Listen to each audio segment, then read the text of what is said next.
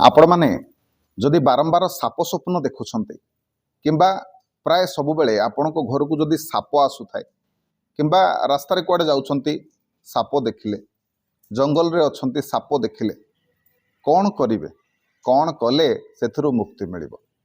तबे 5 थर ए मंत्रर पाठ करंतु। मंत्रटी कौन ना मंत्रटी होची ओम आस्तिकाय नमः।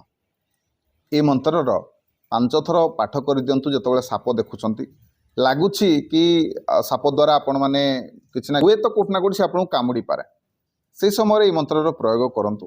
अजथारे देखे हवा पई अन्य को देखेबा पई मंत्रर प्रयोग केबे करिवेनी। करिकि देखंतु उपायटी निहाती भाबरे मुक्ति मिलिबो। जो माने प्राय समय मते भी पचारंती जे आज्ञा आमे साप स्वप्न देखुछु देखिबा शुभ ना अशुभ। देखंतु जदि थरे अधे 2 थर 3 थर देखिले ठीक अछि। जदि बारंबार आपण माने साप स्वप्न देखुचंती ताहले उठिबा परे 5 थर ए मंत्रर जप करंतु। मंत्रटी होची ओम आस्तिकाय नमः। 5 थर पढ़ी दियंतु। निश्चिंत भाबरे आपनकु सुफल मिलिबो। वीडियो भलो लागिले लाइक करिवे, समस्त को शेयर करिवे, चैनल को सब्सक्राइब करिवे। रहिली जय जगन्नाथ, जय शिव शंभु।